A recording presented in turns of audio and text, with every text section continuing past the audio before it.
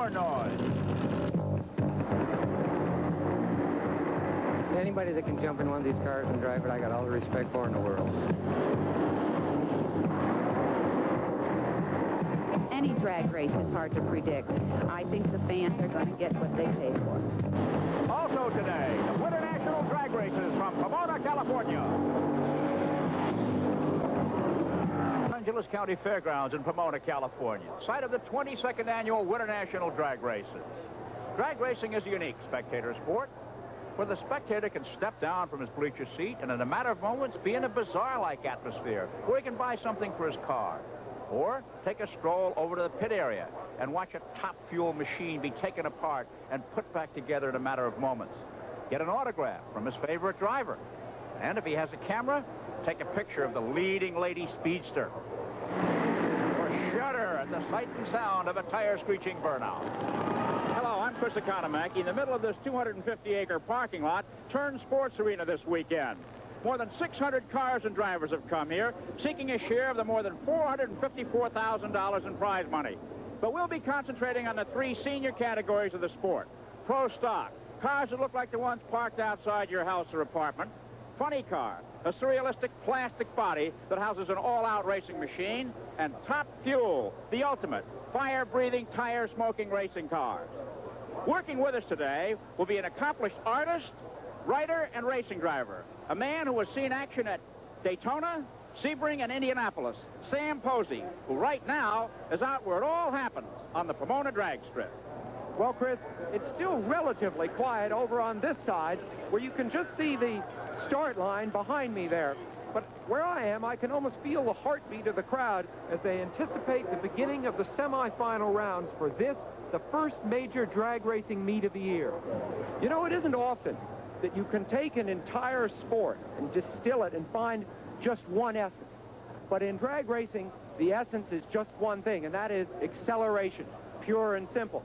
Because of this specialization, dragsters have reached the point where their sheer performance is out of this world, even compared to other vehicles known for their acceleration. An 800-horsepower Indianapolis car, for example, takes fully 10 seconds to accelerate a quarter of a mile, while the dragster will do it in less than 6. But I think the most vivid comparison of all may be this. Suppose you were to take one of these dragsters to the top of a building that was a quarter of a mile high, say the Empire State Building. And if you push that car off the top of the building, it would actually take longer to fall to the ground than it would to accelerate up this quarter-mile drag strip. And there's no pieces to pick up here, Sam. Well, the Funny Car semifinal matchups, impressive to say the least. And one man who won't be in the semifinals is Don Perdum, Mr. Funny Car, eliminated early, along with many other big names. Now, Hawley on the near lane in the red car. He's from London, Ontario, and has been the fastest qualifier and fast all meet long. Beadle in the far lane in the Blue Max is a three-time world champion. It should be a fine race as they enter the staging area. Uh-oh, Hawley's backing up, Sam. Well, Chris, what I think happened when he did his burnout a moment ago, Hawley didn't get the traction he wanted, and his crew chief motioned him to move slightly to the side. He's moved about a yard to his left there. Well, this is going to upset Beadle because these engines are heating up. There's no radiators, no water, no cooling system. It could be a costly delay for Raymond Beadle. Well, exactly. These cars can... Oh, look at that. Beadle is backing up. He's pulling a maneuver of his own. So we have a heavy psychological implications here before the start. I would say that the temper has gone up in the blue car. I really would.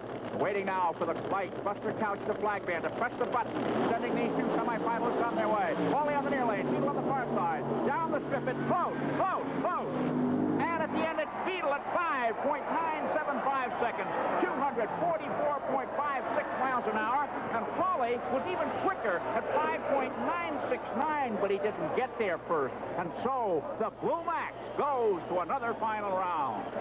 Well, of course, Chris, both drivers see the green light at exactly the same instant. But in this case, it was Beadle who reacted faster. I think getting angry there on the line had the effect of sharpening his reflexes.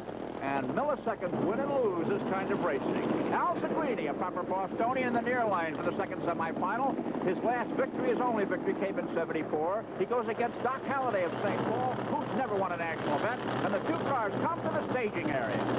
When the electric eye on the left is broken by the nose of the car, that's called pre-stage. The center eye signals staging. The right beam triggers the clock as the car starts its run toward the speed trap, here at the other end of the course. The trap is 132 feet long. It's divided in half by the finish line, and it is through this trap that the car's speeds are recorded.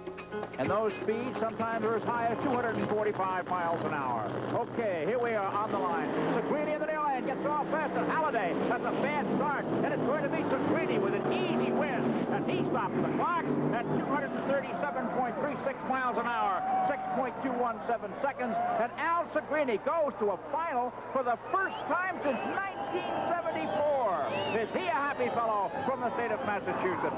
So the final will be Bumax Beadle and Super Brute Segrini. Top fuel time now, and everyone on the grounds is talking about Ladies' Day at the drag. Shirley Muldowney, the only two-time world champion, all set for her semifinal, and Lucille Lee, a secretary, has made the semifinal. The following performance. Pomona, California, where the sky is clouding up. Shirley Muldowney and Jeb Allen, Dick LaHaye and Lucille Lee, two men, two women in the semifinals. And here comes one of the coolest professionals in all of drag racing, Shirley Muldowney. No drag racer other than Shirley has ever won 2 world championships. She's on her burnout. It looks as though we may well have an all-girl final. And earlier, I talked to Shirley about the prospects of such an event taking place here today. I think that's great. I think it's really good for the sport. What I see out of Lucille, I like. And it would be different, wouldn't it? I don't plan to lose it, though. Oh, well, of course, before she would get a crack at Lucille Lee, she must first dispense with this man, Jeb Allen, 27 years old, just back from a tour of racing in Australia, the winner of this event last year, the Winternationals last year. So, 2 world champions facing off against each other, Shirley Muldowney and Jeb Allen. And everyone is on the qui-vive. They're rooting for an all-girl final in the grandstands here. A record crowd, 61,000 so far for the meet. And Shirley lifts up the front wheel, but outraces Allen at the start. And Allen shuts off, and it's an easy one for Shirley. She clocked 5.872, an under 6-second run, despite the fact that Allen slowed. 242.58 miles an hour. And Shirley Muldowney goes to another final round. Will she have a female opponent? Well, here's her crew, obviously delighted. Ron Tobler is her chief mechanic, and her son, John, works on the team. Shirley, a quarter of a mile away, is obviously delighted. But now there's very little time to get ready for the final. And here's the remarkable Lucille Lee, a Long Beach, California secretary, who last summer told her boss, who owns his car, that she thought it would be fun to drive his car. So he took her down to the drag strip, put her in it, and gave her some runs, which were critiqued. Then she went to the U.S. Nationals in Indianapolis, and lo and behold, set fast time on opening day. Now here in her second professional drag race, she has made the semifinals. Everyone is talking about Lucille and Shirley, and I asked her about a rivalry between herself and Miss Muldowney. No, I really don't consider her my rival at all. I think she inspired me to do this myself. If we're both in the finals, then it's going to be a good race. Lucille, you have one sort of an advantage in that all the other drivers, with the possible exception of Shirley, are in the bowels of the engine. They've got their sleeves rolled up, they've got wrenches and tools in their hand, and they're concerned and they're working. It may be tiring, but it also may keep their mind off the next round. You're just standing here watching the work. Would you rather be working on the car? No, I don't know anything about the car. Well, of course, for years it was considered absolutely necessary to know everything you could mechanically about your car. Now Lucille comes along, and maybe there's a new way. Well, she's proven that you don't have to understand automobiles to make the semifinals. Dick LaHaye, a 20-year veteran with only 1 national win to his credit, coming up against the 4-month veteran, Lucille Lee. LaHaye won 2 years ago in Englishtown, New Jersey for his only national triumph. We wait now for the green light to see whether the final will hold 2 women, and they're off, and Lucille smokes her tires, and LaHaye goes down, and he'll mix with Shirley Muldowney when it's all over. And Dick LaHaye takes the clock at 5.930 seconds, 234.98 miles an hour to go against Shirley Muldowney in the top fuel final. And Lucille Lee's disappointing time of 7.336 seconds reflected a speed of only 123.79 miles an hour. And Chris, look who's congratulating Dick LaHaye. It's Shirley Muldowney herself. Let's have another look at that run, especially focusing on Lucille Lee on the left there in the blue car. She comes off the line looking very, very good, but right here, see the smoke coming off her rear tires, too much wheel spin, and that's where she lost the race.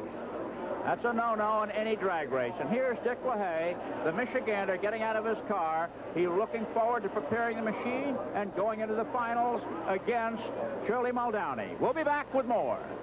Pro Stock final time coming up now. That class that is so difficult to excel in because of the complicated rules that prevail. But this year the rules have been eased somewhat. All cars must weigh 2,350 pounds and have 500-inch engines. Here's the world champion, Lee Shepard, his rival, Frank Iaconio. Both are in Chevrolet Camaros, so it should be an even match.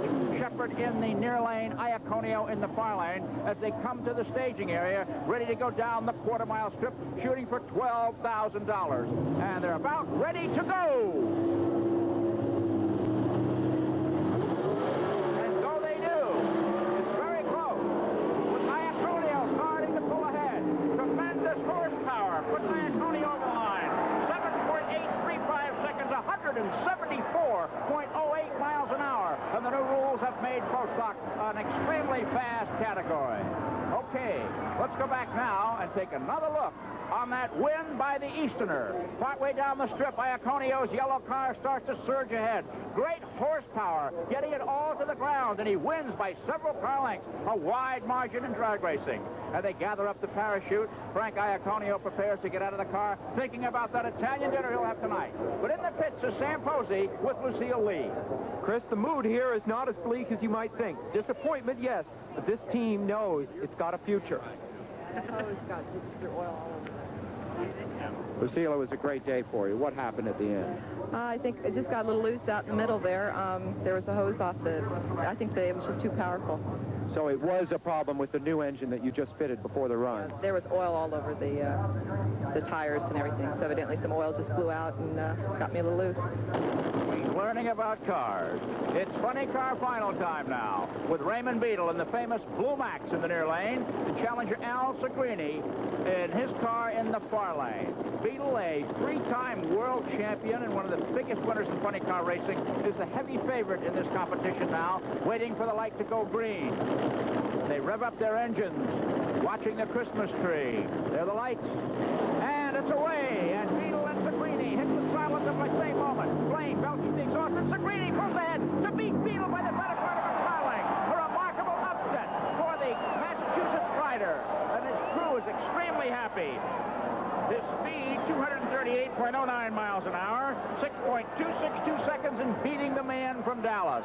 And so Al Segrini, who waited almost 8 years for this victory, is about to be overwhelmed by his happy crew. And coming up, the top fuel final, and Shirley Muldowney's ready for that. We'll be back to see. It's main event time. The top fuel final, and Shirley Muldowney in the starring role. Dick LaHaye, in a sense, in a supporting role. Shirley, twice the world champion. Dick LaHaye, only one victory in 20 years of competition. Chris, Shirley is also an expert shot with a pistol. She's in her early 40s, and, you know, in spite of her age, she is known for her fast reflexes, her fast start off of the line. Oh, there's his son, John. Oh, the engine stopped.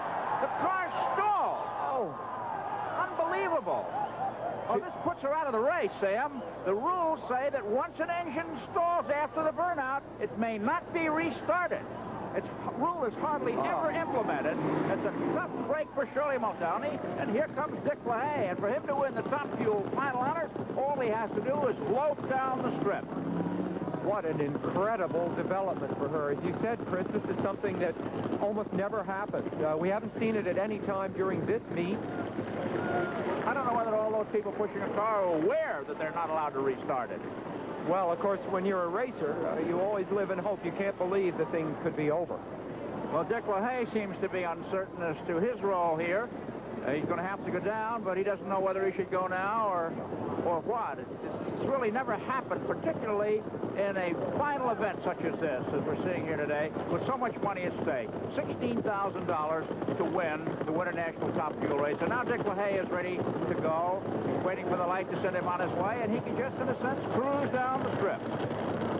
That's all he has to do, drive very slowly. That's John Muldowney there, Shirley's son. He waves to Dick LaHaye, obviously a dejected young man. Here's LaHaye. As you said, Chris, all he has to do is drive slowly down there, but he chooses to make quite a charge and almost has some trouble there. He gets it straightened out, gets through the light, but it wasn't an exceptionally fast run. It was 6.119 seconds, which isn't exceptional, and top speed at the end of 231 miles an hour. Well, I've raced for a lot of years, and I can tell you this. When you race and lose, that's bad.